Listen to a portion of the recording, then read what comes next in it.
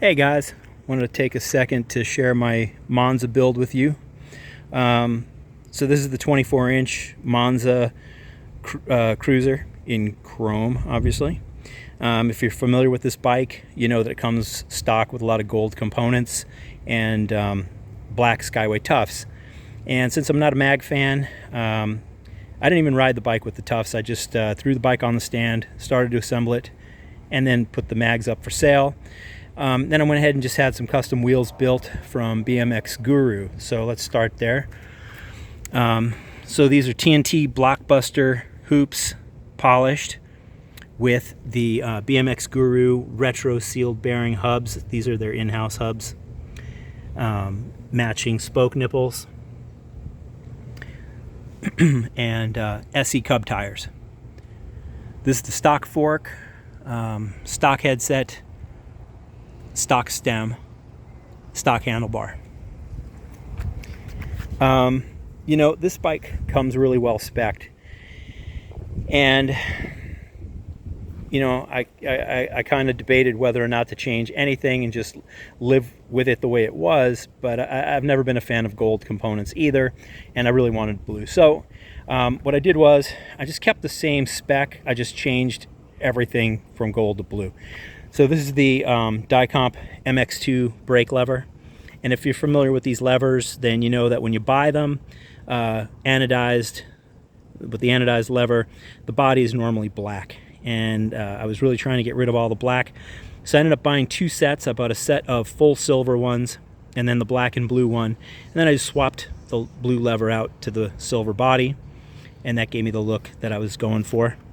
I bought the blue adjuster barrel, and I had the silver lock ring. It was originally black, swapped it out for silver.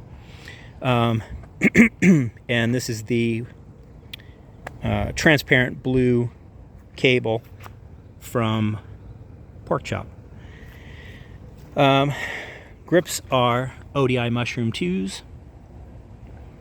And then I've got the red and anodized checkered grip donuts. All right, next, let's jump to the back. Matching wheel back here, of course. Got a nice, loud, and very clicky Origin 8 Hornet freewheel. That's pretty cool. And then the chain adjuster is Answer. This chain adjuster looks real cool before you mount it, because it's got these drilled holes all around here, and they end up getting covered up by the axle nuts. You can't see them anyways. That's really the best feature. Also, forgot to mention matching axle nuts to match the hubs. Again, Dicomp MX2 V-brake, same one that comes with the bike, just swapped from gold to blue.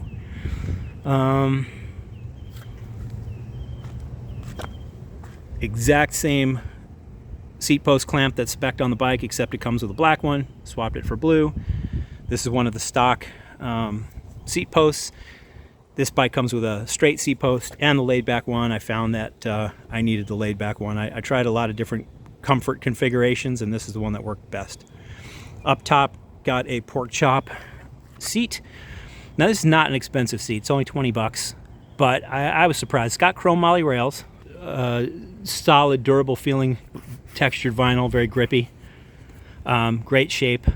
It just feels like a more expensive saddle to me. You know, I'm not loving that it says Pork Chop back there, but you know, I've thought about trying to clean it off with some acetone, but I don't want to mess the saddle up, the seat up. It's not the most comfortable seat. It's not bad. I might end up swapping it out down the road after I put a few miles on the bike, see how it holds up for me, comfort-wise. Pedals. These are the MKS XC3 bear traps, made in Japan. I ended up getting these originally for the color. It turned out that the color wasn't really that great of a match, but it still looks okay. Most of the other ones I could find were a darker blue. And really, I mean, these are so nice. They're so smooth, they spin great. And if you've bought other ones from other brands, you probably know that most of them they barely spin at all. You try to spin them, they barely move because the bearings aren't greased and adjusted properly. So anyway, real happy with those. They cost a little bit more, but in my opinion, they're worth it. The cranks are stock. Just threw a little red decal stripe in that recessed channel to make it pop.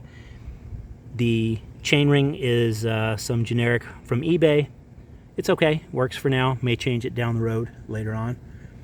And what else? Of course, the Monza pad set. Now initially this bike was going to be all blue and chrome. That's the way I had it set.